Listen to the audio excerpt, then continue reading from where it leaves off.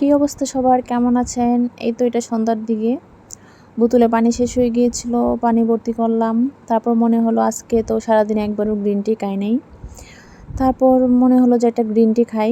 ওভেনে পানি গরম দিলাম, তারপর হচ্ছে একটা গ্রিন টি করলাম, করে তো একটু রিল্যাক্স হয়ে বসলাম। বসে হচ্ছে গ্রিন টিটা শেষ করলাম। বেবিকে এই ফাঁকে খাবার খাওয়ানোর প্রিপারেশান নিচ্ছিলাম। খাবার গরম করে ওকে খাবার দিলাম। ও জানে খাবার খাওয়া মানেই ফোন টিপা, এজন্য ও ফোন নিয়ে আগে থেকে রেডি হয়ে বসেছিল। তারপর হচ্ছে কিচেনে কিছু একটু হাঁড়ি পাতিল ছিল, ওইগুলো ভাবলাম যে একটু ক্লিন করে ফেলি। আমার আবার কিচেন ক্লিন না থাকলে কেমন যেন এটা অশান্তি লাগে শরীরে। এইগুলো সব ক্লিন করলাম, কিচেনটা গুছালাম সুন্দর করে। গুছিয়ে তারপর হচ্ছে একদম লাইট অফ করে কিচেন থেকে বের হয়ে গেলাম। মোটামুটি কিচেনের কাজ শেষ, আজকের জন্য ফিনিশ। আজকে আর কোনো প্যারা নেই।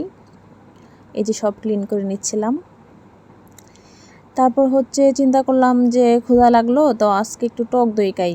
কয়েকদিন যাবত টক দই খাওয়া হচ্ছে না। চিয়া সিড নিলাম আর টক দই নিলাম অল্প করে একটু, কারণ হচ্ছে আমি একটু ডায়েট করি, তো এই জন্য হচ্ছে রাতের খাবারটা অ্যাভয়েড করার চেষ্টা করি।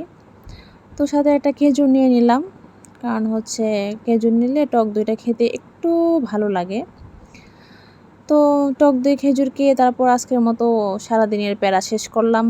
এখন এটা খেয়ে নেব। সবাই টাটা, বাই বাই, ভালো থাকেন, গুড নাইট, আল্লাহ হাফেজ।